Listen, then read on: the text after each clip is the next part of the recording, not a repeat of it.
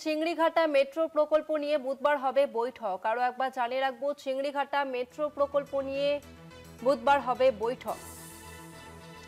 দীর্ঘদিনের জট আর এবার চিংড়িঘাটা মেট্রো প্রকল্প নিয়ে বুধবার হবে বৈঠক। রাজ্য মেট্রো ও মামলার সব পক্ষ উপস্থিত থাকবে।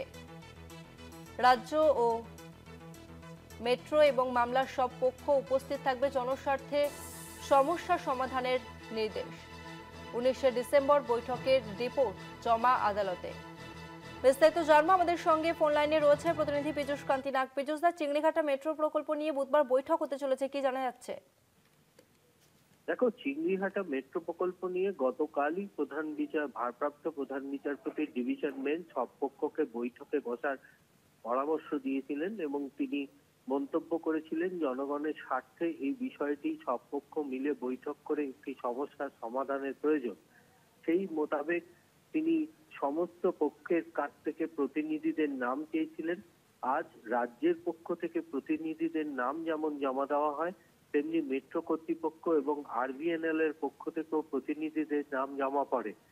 এরপরে সকল পক্ষের প্রস্তাব মতো আগামী বুধবার মেট্রো ভবনে বিকেল 5টার সময় বৈঠকের দিন নির্ধারিত করে দিল কলকাতা হাইকোর্ট। এই রায় দিতে গিয়ে ভারপ্রাপ্ত প্রধান বিচারপতি সুজয় পাল মন্তব্য করেছেন যে জনগণের স্বার্থে এবং এই জনগণের সমস্যা এর জন্য সমাধানের জন্য এই মেট্রো প্রকল্পের কাজ যাতে অতি দ্রুত হয় সেদিকে নজর রেখে এই বৈঠকে সিদ্ধান্ত গ্রহণ করতে হবে।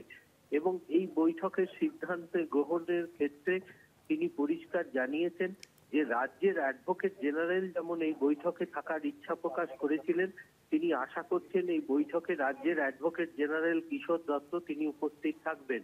তাই তার মতামত নিয়েই সময় নির্ধারিত করে দিল কলকাতা হাইকোর্ট।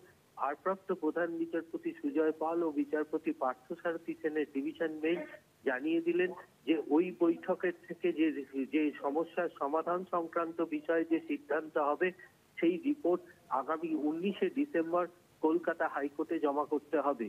এবং কলকাতা হাইকোর্ট মনে করছে যে এই সমস্যা এই সমাধানের ক্ষেত্রে এই বৈঠক থেকে সঠিক সিদ্ধান্ত বেরোবে।